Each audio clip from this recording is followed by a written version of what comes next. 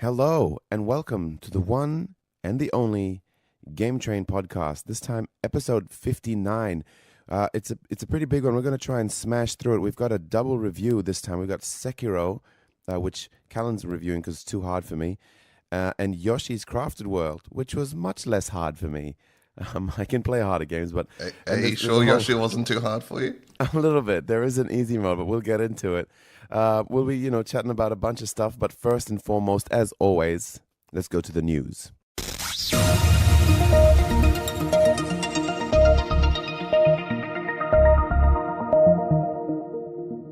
Bunch of news. I guess the biggest kind of news, because so much of it has happened recently, and we've kind of been bombarded after waiting for so long for hearing about it, is all this Borderlands 3 stuff. It all just kind of fell out. It was like it was pouring out of a bag where fans were waiting and they kept teasing it for like years and years, and then instead of like a little, sort of teaser or something, there was just like huge trailers and gameplay and talks about this, and then the date when it's coming out was kind of leaked and then officially released, and all kinds of, and then there was a weird magic trick involved.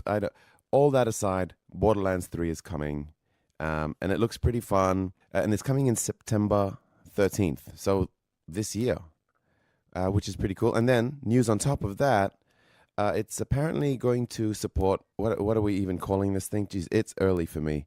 It's got crossplay, but what is even more interesting, ladies and gentlemen, is that voice you're hearing over there, which is Callan Davison, who's actually joining me today. Yeah, you forgot to introduce me. Yeah, well, I'm just so excited about. No, that's a lie.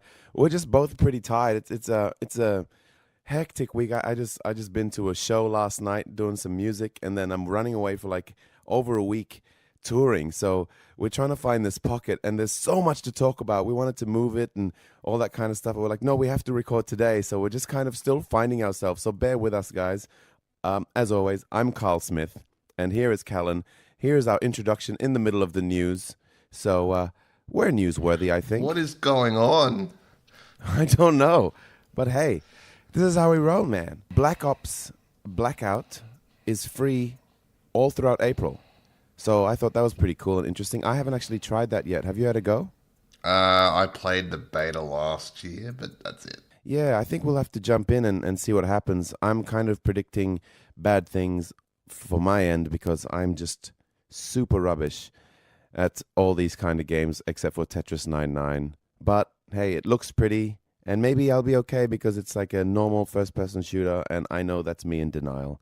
But I'd love to jump in and die a few times and see what dying in this one feels like. Now, this is heavy rumor, which we don't normally talk about, but it's like real heavy, so much so that it just feels like it's kind of coming to fruition very soon. But Nintendo's Switch, 2 new Switch models are being heavily rumored this year, like an entry-level one and sort of a more core gamer version, which we're only speculating at the moment, but it seems like pretty straightforward that one's going to have sort of a bigger screen with better resolution, and rumors about the entry-level one being the official replacement to fill the 3DS hole in the market, apparently. So finally, if all things go ahead, everyone working on just Nintendo Switch games, and we're already seeing a kind of different level of Switch games coming out, like with your more AAA sort of Breath of the Wild and, Super Mario Odyssey, and this more sort of lower tier of like kind of more handheld gamey type ones anyway, which is kind of being filled by, smaller titles like the indie titles, but also even in bigger ones, things like Yoshi's Crafted World and so on. So we'll see how that goes when we find out more solid news about it, and I'm just really curious to see what these things look like. Iron Man is coming to PSVR. Also, on top of that, No Man's Sky is getting a PSVR update. Yes, that's exciting. The PlayStation exclusive Concrete Genie now has a release window. It's coming in the fall, so you're probably looking at around August to October, around there sometime. It will also have a PSVR mode. Man, everything's getting PSVR now. Sega Mega Drive is getting a mini. That's right. On September 19th, you too can own a little Sega Mega Drive mini. It will have over 40 games, and come with 2 controllers. Finally, Wolfenstein Young Blood has a release date and will be out July 26th. So that is the, I guess you could call it mini expansion for Wolfenstein, but this one will let you play in co-op mode as these twins to play through the game. Ah, yes, as Blazkowicz's daughters. Yeah. So, ladies and gentlemen, that's the news.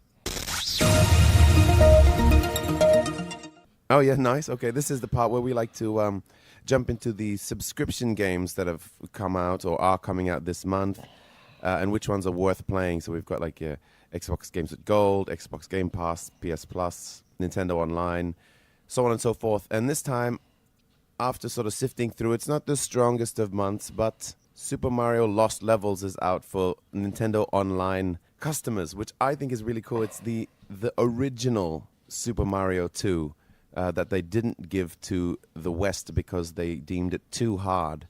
I guess you won't be playing that one then, Karl. Wow. Tell me your fastest score on any Dirt 2 track. I don't own the game, so I can't. Oh, that's okay. That's all right. How many strawberries did you collect in Celeste? Too many. Okay. It's fine. But I might look at it and walk around and die a bit. But it looks just like the old school Super Mario Bros., like the very, very first 1985 game. You know, they released harder levels and made it more intricate sort of tricks. It's kind of the first of those really, really super challenging levels that they start throwing at you in later games and stuff. But this is before they deemed the West able to play more challenging sort of games. I guess they don't care about that stuff anymore with Sekiro and Dark Souls coming out. But yeah, I think that'll be a really cool one to jump into. Just a little blast from the past. And I've never seen it in its original form. I've only ever played it in the re-release they did as the Lost Levels on the Super Mario All-Stars on the Super Nintendo. But this is like NES style, old school graphics. So that'll be a good piece of gaming history to check out. I reckon that's my recommendation. Mine is Punch-Out on the Switch. Oh, yeah, that's out as well. Okay, you a fan? Yeah, I loved the original. I remember hiring it from the video shop on Nintendo when I was a kid. So yeah, I'll be jumping on the store and trying it out sometime. Because yeah, I really like the game. It's hard though, so you might want to give it a miss. Wow, okay, come on. That's righto. Speaking of giving games a miss or not, we are going to jump into the games we've been playing. Yes. Besides the review games, I guess Division 2 is the main one that we're still playing. Did you play last night? I did, yeah. So that's what I'll talk about here. So Tier 5 is now out, World Tier 5. They've unlocked another stronghold, which I did last night. It feels a little longer than the other strongholds. But cool. Okay. It bugged out at the final encounter for us. That the final, we killed the boss, but there was another enemy that somehow got stuck under the level and we couldn't kill it. Oh, yucky. Yeah, so what we did, we all sort of made ourselves die, and then we came back and had to do the encounter again. But it was fine that time. But, I got twice the money, twice the XP, so I wasn't complaining that much. Oh, nice. Wow, so, okay. Yeah, it wasn't too bad. So, yeah, World Tier 5, there are now invaded missions. So, other missions you can do, which I've got to change them. I don't want to spoil too much. Okay, problem. cool. But so just a lot more content? Yeah, there's new gear sets now, like proper gear sets. So, these green items will drop. So, yeah. And like a different green? Yeah, like green? like a different green. And I think they're 5 pieces to a set, and they all have they're 3 different sets at this time. They have different abilities, which is pretty cool. What and do else? You get like super duper abilities if you have all 5, that kind of thing? Yeah, there's one. I was reading it, and it's like red, white, and blue, and then it's like the first enemy hit will be red, the next will be white, the next will be blue.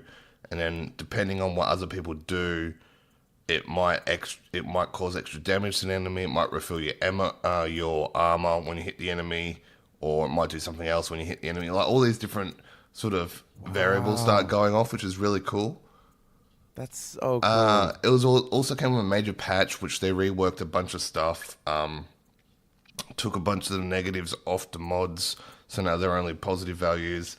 Reworked some skill numbers. Things like that. That's really good. Okay, so that's the skill point threshold. Yeah. For adding mods to your skills, like your turrets and all that stuff. That was so needed. I felt like I was missing on such a fun part of the game by not being able to tweak They've those. changed how the chem launcher shoots. I know this might upset you a little. Oh no! Yeah.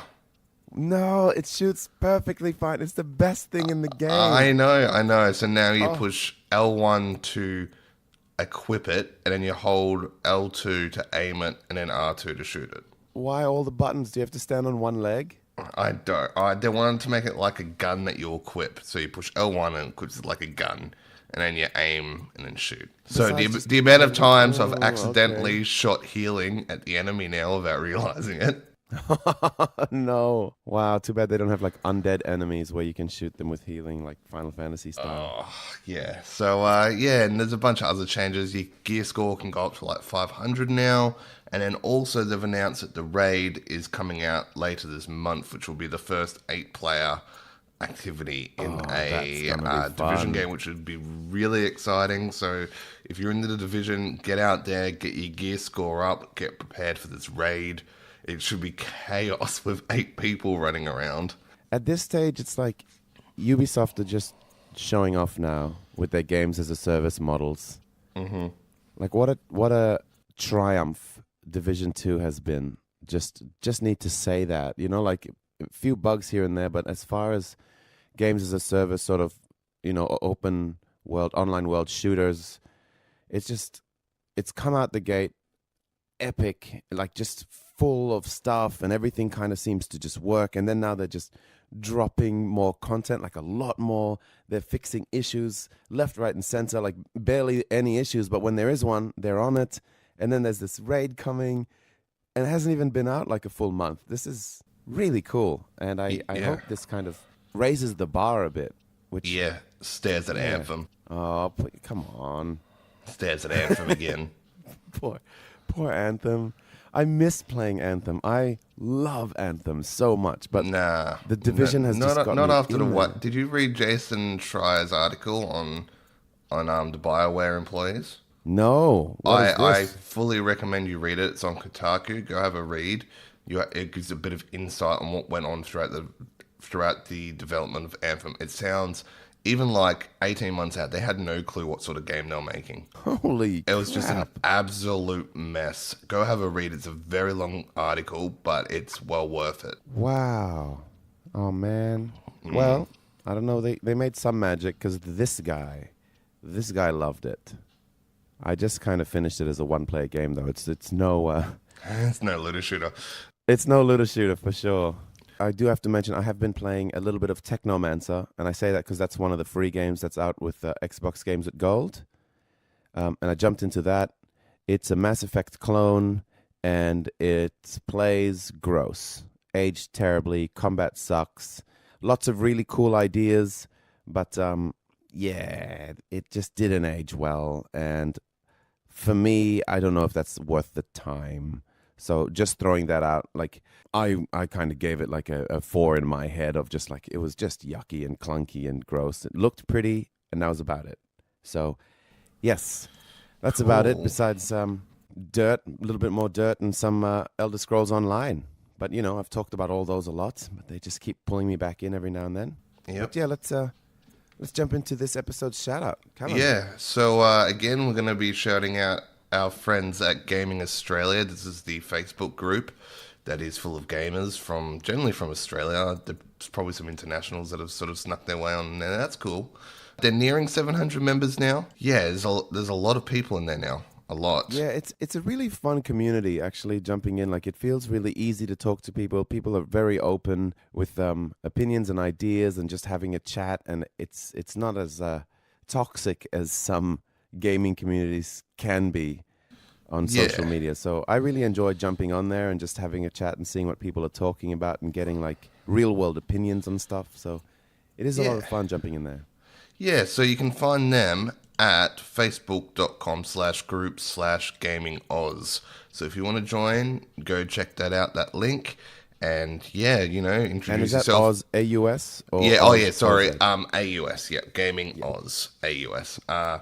Introduce yourselves and become part of the community. Well, that brings us quite swiftly into our feature reviews. What do you want to start with? I guess we'll start with the hard game so we can get that out of the way for you. Yeah, swallow your big frog first, they reckon. Let's do it. I'm going to hand it over to you to do the nitty-gritty of this one. But ladies and gentlemen, this is Sekiro. Shadows Die Twice.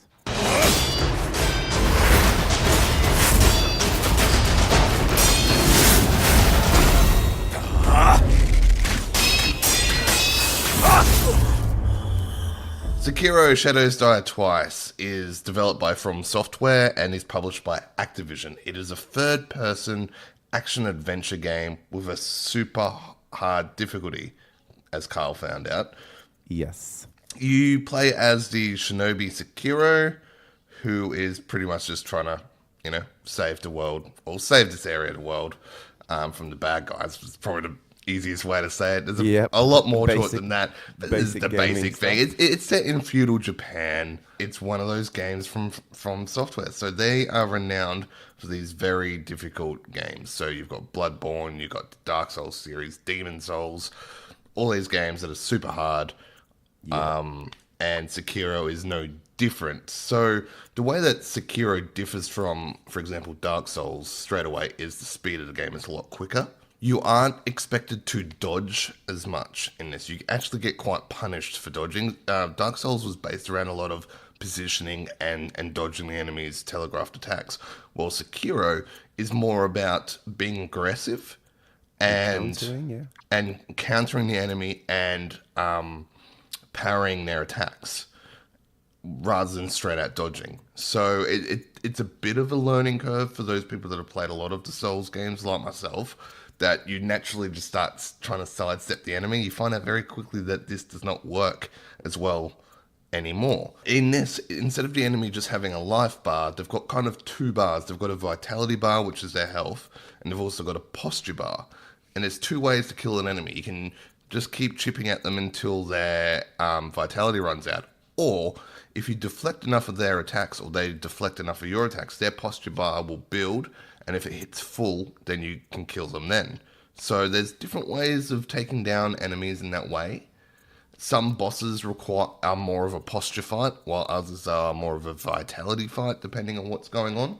It's also got a lot of stealth elements in this game. It's very action-adventure, but there's also a lot of stealth elements. So it pays to sneak around a lot and just get one-hit kills on enemies. Also, you can take off half a boss's HP sometimes if you can get a nice sneaky attack on them. Yeah, that's kind of cool. I like that.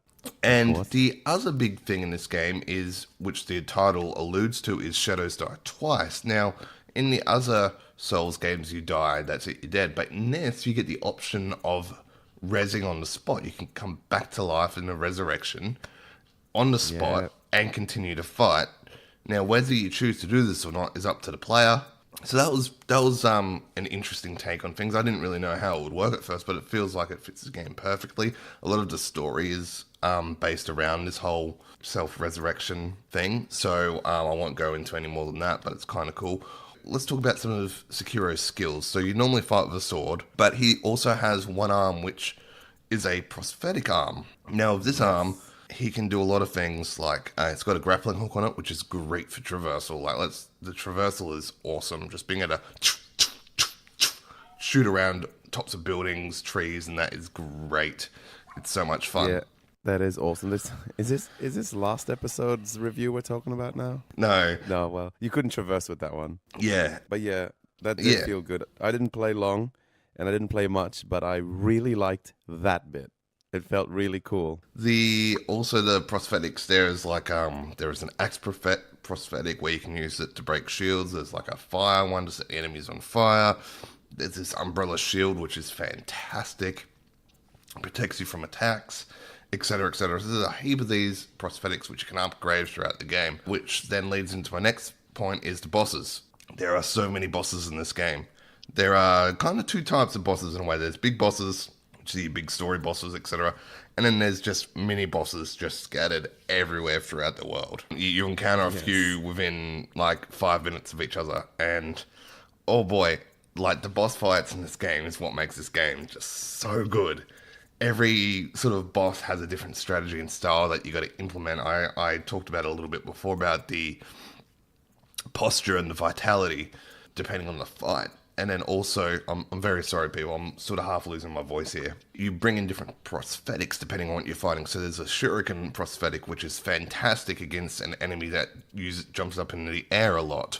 Or you might, run in and set the enemy on fire to just try and chip away at the health a bit. You sit there and you work out the boss fight, and then generally I found that once this game clicked for me, which was a bit into the game, the boss fights are a lot more manageable, I found. I could generally figure out the strategy fairly quickly, and then it was just about executing that plan throughout the whole fight to down the boss. How did you go with the Chained Ogre? Tried him once and then got smashed, and then you said go get the some sort of fire thing. Yep. So I went to go and do that, and I got some small item bell thing that you bring to a guy that gives you sort of your upgrades and stuff. But thinking, all right, I'll get the fire thing and I'll try again. But he warps you into this other world in the past. And like the rest of the game, my head just wasn't in it. So I was like, oh, I'll just quickly do this bit and I'll grab the fire thing. And because I was trying to rush it in my brain, and all I'm thinking of is going back to fight the ogre, I never even got through that level. But that connects to a whole other thing that I wanted to get into, which is to do with just the Souls-like genre is, and I've heard a few people say a similar thing, which makes sense, but it's just 100% not for me. And it's just this game is brilliant, and I can see the design and how gorgeous it's put together, and just how everything goes in a big circle, and you reconnect things and finding out the secrets, and then when the game clicks, it must be just amazing. But I just don't like it.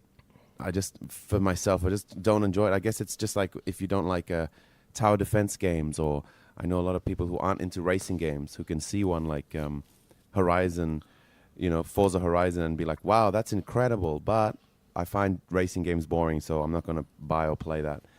And I'm not normally like that with a lot of games. I'm quite into a huge spectrum of them, but Souls just isn't it for me. And even the extreme, punishing, stupid difficulty that pushes me away quickly, because it's just you're not good enough. Thank you. I'm not good enough. But in other ways, it's because I won't get into finding out all the other stuff and seeing if I can actually get into this genre, because it's hard. I guess if you're a fan, you don't get it. If you're not a fan, you get it straight away. And that is some games are brutally hard, but if you like them, you'll just sit there and just figure it out and learn how to get through how hard it is, no matter how difficult. Like I was saying earlier with Dirt Rally 2, that game is punishing, almost grossly punishing. You'll do a 12-minute track and you'll nick the side of a rock, and all of it will be wasted. Your time will be just useless, and every little, you got to sit there and concentrate, and you're sweating and heavy breathing, and every moment is important, and the slightest little mess up is your fault, and you know how you did it, but you're talking about a Sekiro boss there. Yeah, well, that's what I mean, and you just keep getting good, and you just push yourself because you're like, damn it, I died, but I love this, so I'm going to put myself through this punishment. And just get better, and it's exciting, and then you finally beat the race, and you're like, yeah, that felt amazing. Okay, next race, same thing again. And I completely get that formula and why it's a rush, because I understand it in that kind of game. And same with things like Super Meat Boy or Celeste. If you don't like those kind of games, you wouldn't give it more than a couple hours and just be like, nope, this difficulty is not worth my time, because I'm not I'm not into this genre. And I thought, I tried Bloodborne, because people were saying if you don't like Dark Souls, you like Bloodborne, it's a bit faster. And again, I was like, no, not into it. Love the world, love how it looks, but just don't like the repetition and the circle and just doing it all again. I can't get into it. And I thought, okay, I'm gonna try it again for Sekiro. It looks beautiful, feudal Japan, you can jump around, you've got a grapple hook. And I did enjoy that for the first 20 minutes. But then as soon as I came into a boss and realized each boss is like a big, massive sort of racing in Dirt Rally 2, which and I say that because I'm trying to translate to hopefully if some people don't like racing games, they'll get what I mean there. Well, like you can't just sort of skid around the edge and bash people out the way and, you know, squeeze your way into first place. You'll just die. And that's kind of like, that is the equivalent of me trying to play Sekiro like Assassin's Creed or something and just be like, yep, I'm just going to slide through and cut everyone without any strategy or thinking. But every battle, and this isn't a bad thing, this is actually the thing that makes it brilliant. But every fight and every battle is a strategy and like a moment and a level in itself, one after the other after the other. So this is a game with like hundreds of levels. And then you replay them, and you replay them differently, and you figure out how best to overcome it. Like, it's not just a simple game. You have to learn to fight, which I think is incredible, but not for me. Cool. So, yeah, badly is what... Yeah. Badly against the Do you feel ogre. sad that some people have already finished this whole game in 40 minutes without getting hit? I don't, but that must annoy you. Not really. Oh, good. There are freaks out there, man. 40 minutes without getting hit. Yeah. That's amazing. Well, I think they're different runs, but some people have been doing no-hit runs. Some people have been doing, like, 40-minute runs. It's just dumb. It's dumb. It's dumb. Oh, man. No one's done a Guitar Hero yet? No, I haven't seen anything like that. I'm waiting for it, though. I'm sure it's coming. Maybe it's a bit more difficult this time because you do have, like, the jump button, etc., while in Dark Souls it was just dodging, really, so it was easy probably to map those controls. I don't know, maybe... Yeah, maybe. I want to see a DJ Hero one. That's what I want. All right, let's wrap this up, though, but some things I didn't like about the game, because I did say how great the game was. I wasn't a big fan of the music. It actually got quite repetitive. Normally there's been some great music in the other Souls games, and look, the tracks are good, but it's just very repetitive. It's the same battle tune every time, etc., and you just sort of just like, ugh, after a while. Does it change up for bosses at least? Yeah, it does. It does. Okay, at least there's that. Yep. Also, another thing, talking of bosses, this one really irked me. Is the motion tracking on bosses, in that some, or maybe only one or two that I really experienced, right? They telegraph their attacks, so you go, right, the enemy's raised the sword above his head. This means he's going to do a heavy downward slash in a second. What do you do then? You sprint off to the side, right? To avoid it. But he will swing down, and as he's swinging down, sometimes he'll do like a 90-degree full body turn magically and still hit you with it. And you're like, come on. This was on the last boss especially, and it was infuriating because I had this guy's whole thing worked out, but just dumb stuff like this would happen, in that sometimes I'd get away from it, other times I wouldn't. He jumps in the air sometimes, and then you go, right, I'm going to run off this way or whatever, and then he'll turn midair, and you're like, dude, no. Oh, weird. So it's just like this weird bug where it's just tracking you automatically. Yeah, it just felt, and look, most of the game is fair. Like you like, it was my mistake, but it's like, yes, yep. No, this is just BS at this point. Like, I should be able to proper avoid. I spoke about dodging that before, but this is a full sprint out of the way, like, and just the way he motion tracks towards you. Was just, you'll be able to tell in any game what's like him quickly reacting and what's him glitching sideways. Yeah, it was just a bit BS. But other than that, it was a pretty flawless game. Like, again, it brought that amazing exploration that the other Souls games have. It's something I really, really like. I keep hearing about that, and I wish I could see that in action, but I have to. The level design is just fantastic.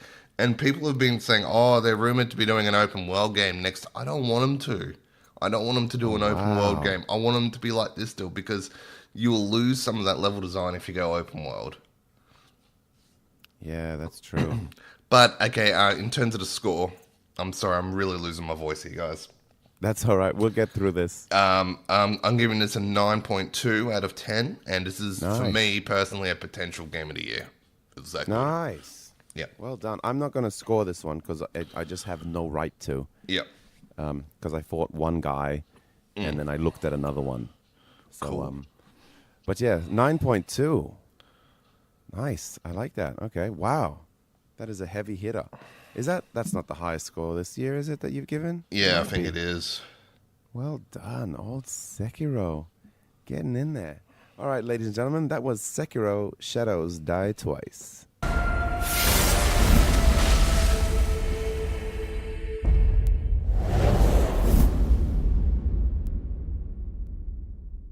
The second part of our double review, ladies and gentlemen, let's jump right into it with Yoshis Crafted World.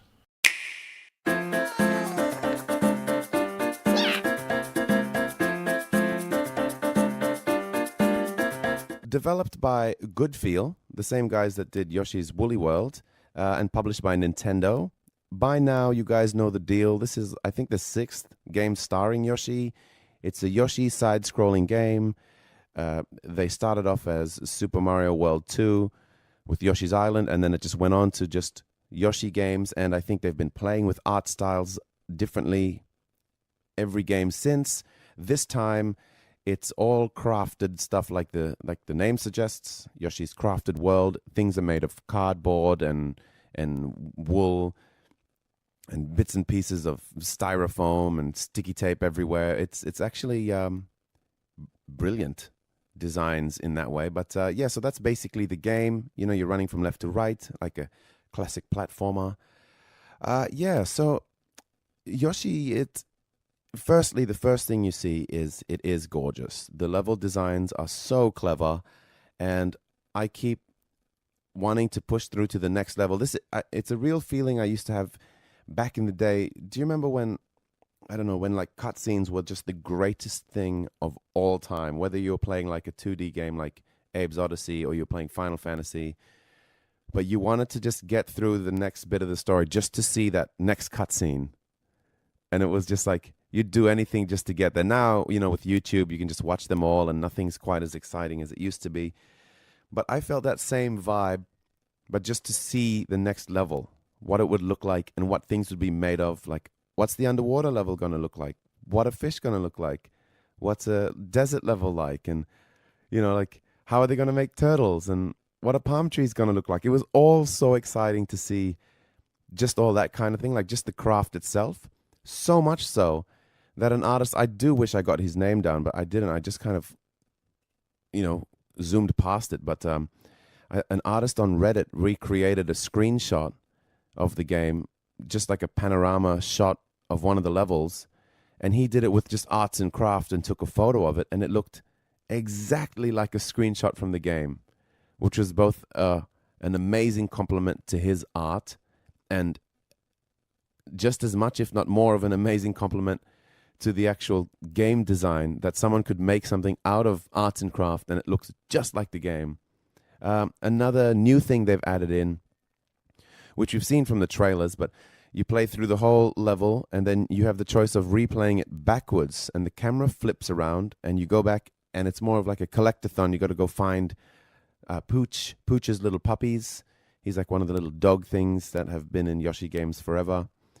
And you can go back through the level, play it backwards, and instead of trying to collect flowers and coins and whatnot, you're just looking for these puppies to finish the level. But what makes it awesome is the backside of all these arts and crafts are just kind of tacked on, because all they wanted, it's giving you the impression that all they wanted was the front side to show how beautiful the world is, and the back you see all the cans of, you know, soft drink and the cereal boxes and all that stuff that they actually made it out of, and all the sticky tape, like sticking the wallpaper and the crafted colors on the front of everything to make it look like what it should be. And you see like the string and all the tape holding the clouds, and it's really cool. It really just does feel like you're just like playing as a kid in your room with little toys and it just bits and pieces of arts and craft, and it's just so creative. And that doesn't get old. They don't sort of repeat patterns and designs very much. So every time you're at a new level, enemies and bosses and things like that just keep surprising you, and it is always just super charming. So they nailed that. The downside, of course, is it's almost the same scale as Sekiro. This is punishingly easy. Like, so easy. And I just wish, like, I can tell it's kind of designed for a younger age group, but I mean, so was Yoshi's Island, and that game was full of challenges and tricky sort of designs, like frustration, just the right amount of frustration, and you're having to figure out how to redo levels, and there was deaths and all that kind of thing. But this is just, there's a few levels that are like clever.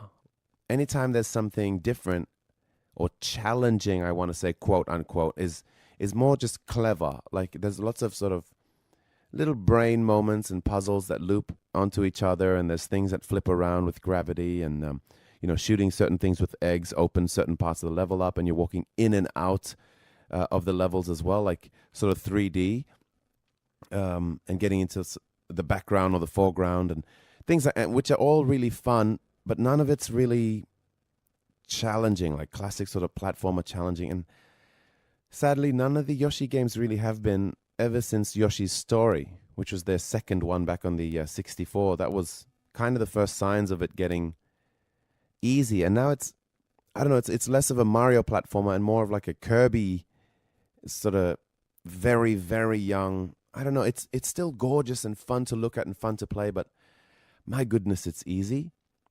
Just, it's kind of more like a tour. You're just walking through and having a look at stuff, and you're touring around. The only thing that is challenging, which I will give it props, is you can replay the levels, and there's these little characters outside that ask you to go in and collect certain things, like go find a couple of cardboard cows for me, or I'm collecting bottle caps, or can you get all the red coins? And they're hidden really well, so it's challenging in that way, of like a hide and seek kind of game, but nothing really. Yeah, no real challenge. There's no real difficulty curve either. Like puzzles get a bit, more clever, and more ideas kind of open up, but the challenge is always similar.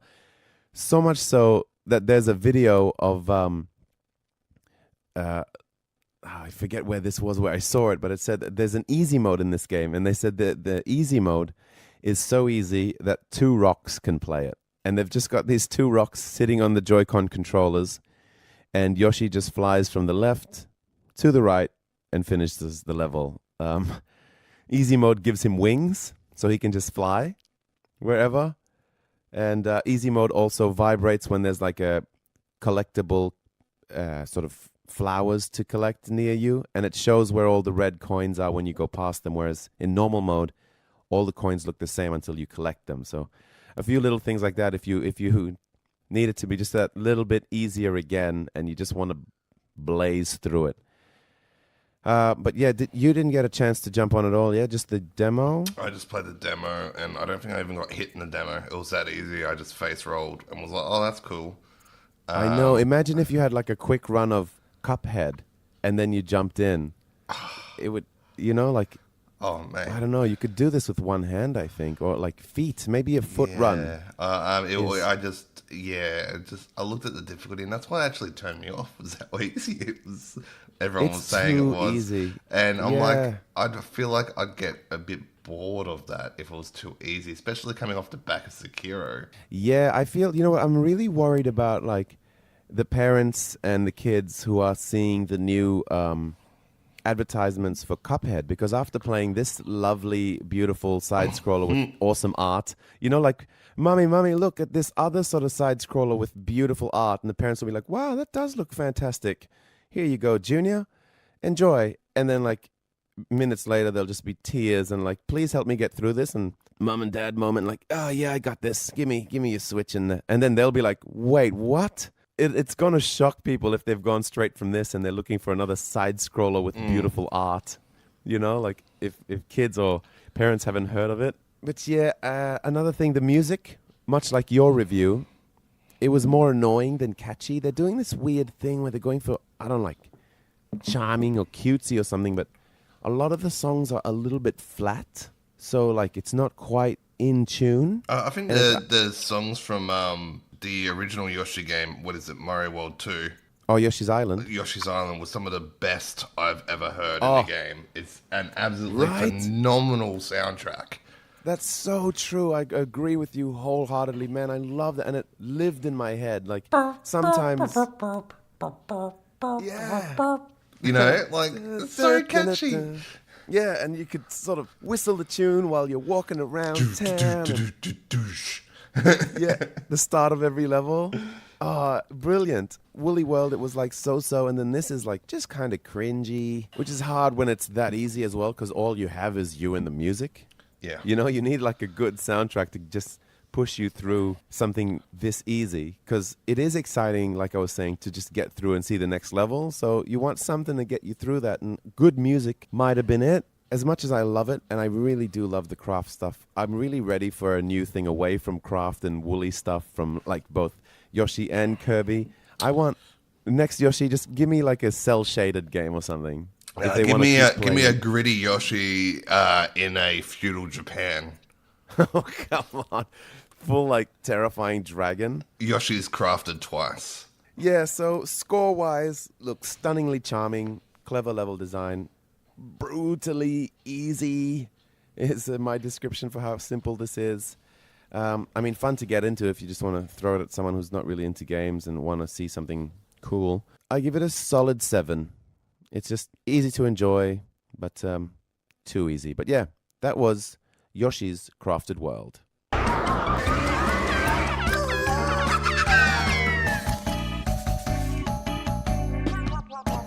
That brings us to our new segment, Classic Me, Classic You, where each episode we give each other retro games to try out that the other hasn't. And this time, I'll go first because I didn't get into it as much as I wanted to because Callan gave me another bloody, sprawling JRPG. But it was Shining Force 2.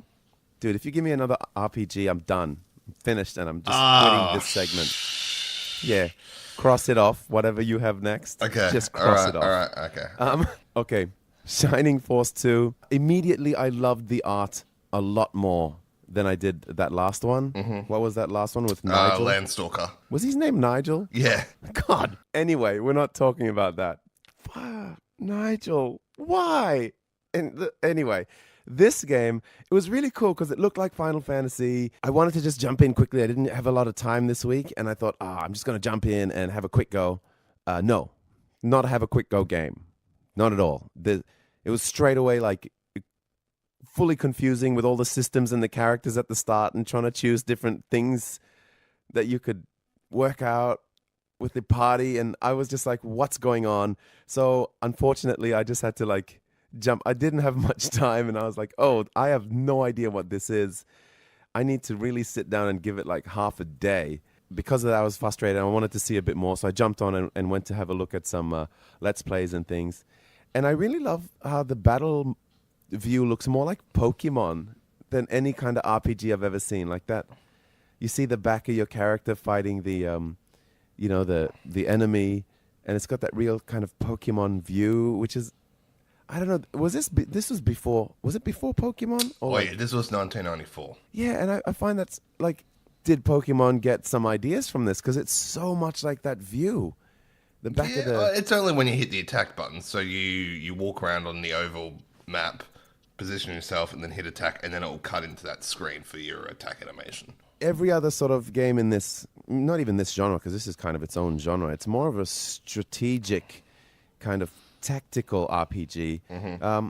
But they were always like, just like sort of Final Fantasy, like you're on the left, enemies on the right, or vice versa, depending on where you came from.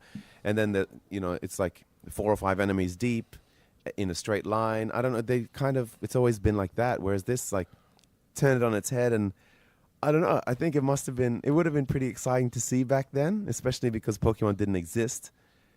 I just thought, wow, this is just Pokemon's battle system. Like, it looks the same. It's got the little window at the bottom there. But anyway, the writing immediately seemed a lot more clever. I don't know. I needed so much more time to get into it. It was way more complex than I thought, but I loved the presentation straight away.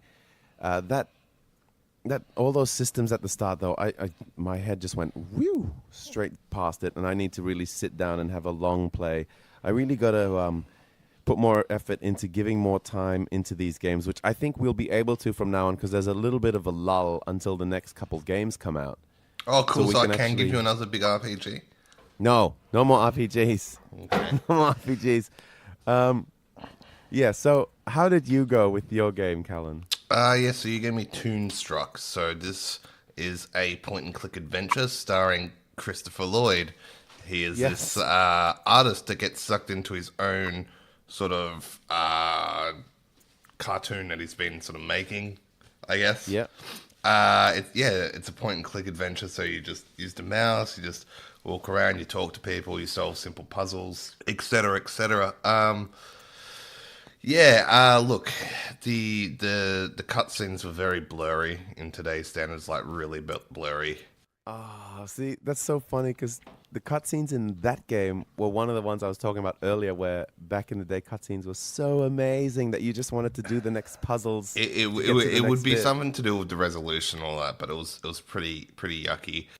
Yeah, must be. Oh, I want to see. Yeah, it's not really much to say about it. Is that you are Christopher Lloyd, so it's like you're walking around as him in his like human form, but there's cartoons all around you, sort of thing. Yeah, it's like it's very much like Mortal Kombat. It's very much like Who Framed Roger Rabbit and Cool World. Yes. Cool. Is it Cool World? Cool. Yeah, Cool. I think it's got a lot more cues from Cool World in that. Just like it's weird stuff going on, like a fever dream almost, which I guess it kind of is. Yeah, but for me, I didn't really get into it. I used to love point and clicks, like Discworld, and all those ones were just fantastic. But this, I just couldn't get into. I was just like, I'm not really enjoying this. I was skipping through conversations as fast as I could because I was like, come on, Oh, some of those conversations are like so quotable for me.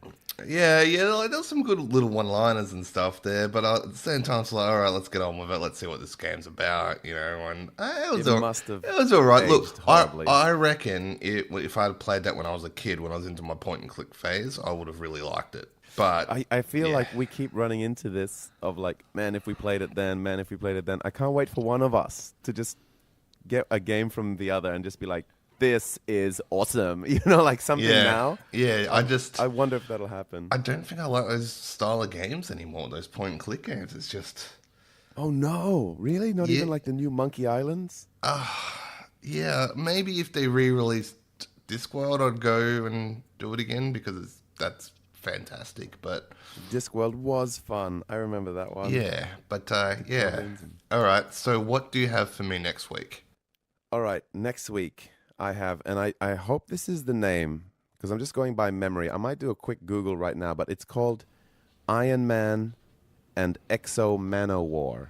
Okay, all right. So Iron Man versus Magneto. I cool. Think Iron Man and Exo Manowar. Wow, there it is. Oh my God, cool. Okay, so it's spelled capital X dash capital O, and then Manowar. So Zon Man. War. And Man-O-War, like, is all one word. Right, you're going to just text it to me. I don't know. I will. And the full title is Iron Man, Exo Manowar in Heavy Metal. Okay. So, yes, please try that. I'm not even going to tell you anything about what it is, except obviously Iron Man's in it. Cool, all right. It's my favorite Iron Man game. I'm going to give you Rocket Knight Adventures. Rocket Knight Adventures. Okay. Tell me nothing. No. It's not an RPG. I'll say that. Okay, thank you. It didn't sound like an RPG name. I don't know. Rocket Knight Adventures, mate. Yeah. I could be cute, like a fantasy future type thing. Anyway, we better wrap it up. But yeah, okay. So I'm excited. I want to jump into something that's not an RPG. Yeah. All right. Well, that actually brings us to the end of the episode this time. So thank you very much for hanging out. As always, next time, what are we talking about next time? We don't really know yet. It could be Mortal Kombat or it could be Days Gone. We haven't discussed. Depends what we get into our hands. So one of those games, hopefully. Yeah.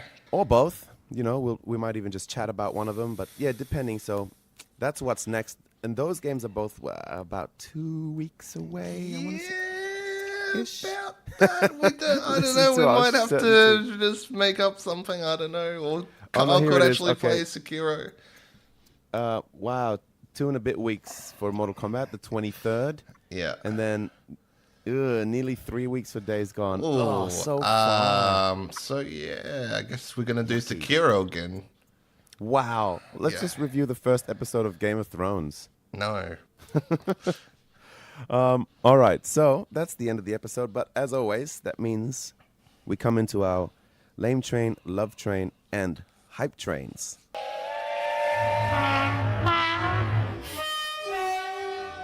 So, Callan, what is your lame train? This annoys me in so many aspects, but when I saw this, I felt so bad for the people that just wanted to get this. So, Borderlands 3 has this huge collection. It's 350 AU. Comes with all these figurines, or cloth map, all this really cool stuff that big fans of the series would love, to get their hands on. 10 figurines. Yeah. Well, it's sold out so quick at EB Games, right? Already, they're on eBay for twice the price. And I'm like, you know what, you bloody scalpers, you do it with concert tickets, now you're doing it with freaking collector's editions. Stop this BS. I am so over it. It hurts so many people that just want to experience a concert or get this collector's edition, and you assholes freaking jump in there trying to make a quick buck. That is gross, man. I was actually legit excited about that collector's edition. I wasn't going to get the collector's edition, but I felt so bad for those people that miss out and then see freaking PJ Steve 99 with it on eBay for $600, and it's like, well, can't buy it now, or they fork out the $600 and they're, $250 extra out of pocket because they wanted to get something that they really enjoyed. So no, I'm sick of these assholes doing this. And I really wish eBay would freaking clamp down on this crap, because it happens with concert tickets. The second they go on sale, you go on there, it's like Metallica tickets, $1,000, get stuffed. Yeah, I wonder what they could do, like you're not allowed to sell anything, 6 months out of release for that kind of stuff, unless it's from an official source or something. Yeah. So yeah, that's my lame train. What's yours? Yucky. My lame train, unfortunately, is just a really simple one, and it's my current state of this distracted nature with, I'm in this weird loop because of, I guess, online shooters and online games and something like that. I don't know what it is, but I'm just not drawn to go and finish off these incredible, amazing games that I'm yet to finish that I actually love and I want to play, like Persona Sekiro. 5. Nope. Persona 5. Gravity Rush 2 is one. Just these big, beautiful, amazing worlds that I jump into and I jump out and I go, I'll jump right back in. But then when I'm sitting there and I've got a couple hours to play some games and I'm just chilling in the afternoon, I'm sitting in front of the Xbox. Next minute, I'm right in Division 2 or Elder Scrolls Online or just Dirt Rally and racing around at these repeatable experiences and just kind of mind-numbingly playing them and leveling up. And it is fun, but I feel like I'm really missing out on some awesome stuff, and I don't know how to get out of that rut. It's like I have to start those games again or something. I don't know. I did the same thing with Gravity Rush 2 a while ago. I let go of it, and I came back and picked it up again. And it wasn't a big mess like you'd expect sometimes when you leave big single-player games. I got right back in, and it was awesome again. I'm like, oh, yeah, that's right. This game rocks. The art style's awesome. The gameplay's cool. The story's silly but fun.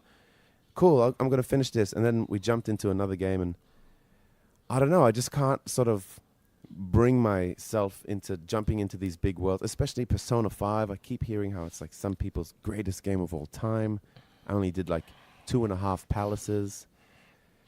So I'm just trying to get out of this rut, and maybe this 3 weeks of no games might be the way to do it. But I don't know. Tier 5 out on Division 2. Yep. But yeah, that's my personal lame train. Okay, so let's jump right into the love train.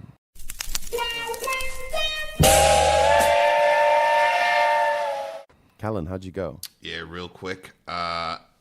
Beating another super challenging game in Sekiro. Of course. I was so stoked with myself when I rolled those credits. Now, the last boss, I reckon, maybe 100 tries.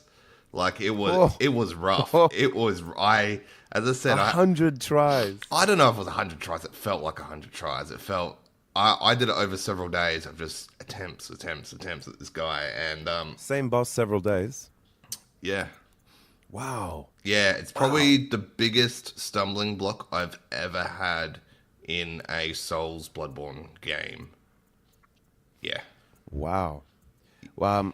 In a game period, or have you had bigger stumbling blocks? I Has don't there been know. like some crazy stuff in the old WoW days, maybe? Yeah. Oh, look, nothing's ever going to beat Cthulhu, where we are, 40 people having 40 hours of attempts on this freaking thing. So nothing's going to ever beat that, I don't think, in terms of stumbling blocks. But yeah, this was pretty up there. But no, I'm happy I got through another one of these games. So now that is 3 from Software that I've completed now, and I'm very happy with myself. And yes, I am better than Karl at the video game.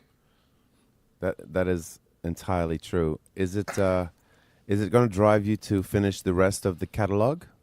Are you tempted? I thought about going back to doing Dark Souls 1 Remastered, which I've got here. I don't think I could go back to it because it would feel so slow after Sekiro now. Yeah, but from everything you've said about Sekiro, it doesn't just sound like a slow version of Sekiro. It's different enough that it might feel... Yeah, I don't know. I might have to take a break from the hard games for a bit because they're taxing on you after a while. Yes, well, I mean, you should check out Yoshi. That's a break. So what's your love train? Because I don't have much time left here. Right, my love train is I'm just about to go away to Melbourne and do this crazy awesome thing for artists and stuff and musos, which I'm very excited about outside of the gaming world. It's just a big workshop of really fun, exciting things to push my career forward with a whole bunch of really cool music people. And my love train is that the Switch exists. And these things used to be detox. Detox like I did in Thailand. Do it. Nope. Have a week off. Immerse yourself in the experience there and have a week off from the Switch, man. Like, you'll feel so good when you come back. I might. We'll see. Well, that shatters my love train then. Sorry, but... That's okay. Hype train.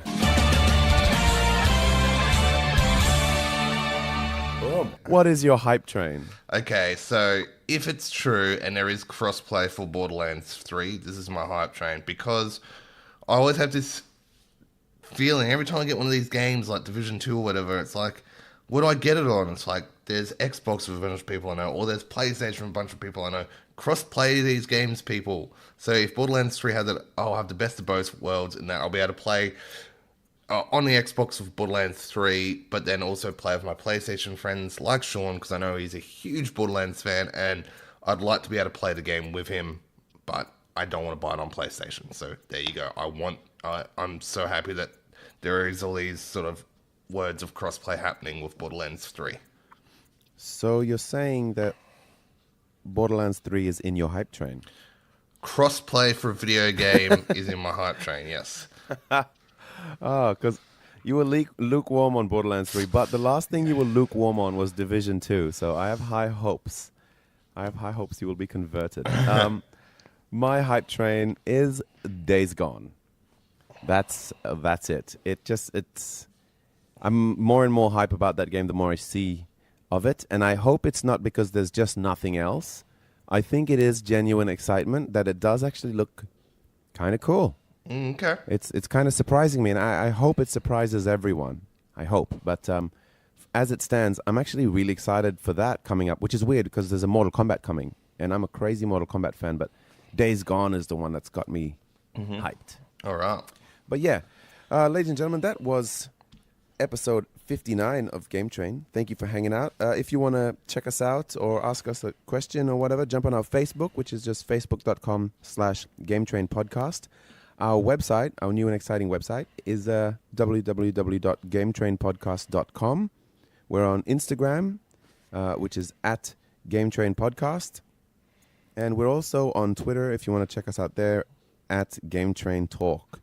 So jump on, come say hi, come hang out. Next time, like I said, it'll probably be Mortal Kombat, maybe Days Gone, depending on what's going on. But until then, guys, thank you. Callan, did you have anything to add? Yeah, get good, Karl. Wow. Okay, we're going to have a one-on-one Tetris combat Nah. on Twitch, everyone. Anyway. Just beat the second mini-boss on Sekiro and get back to me.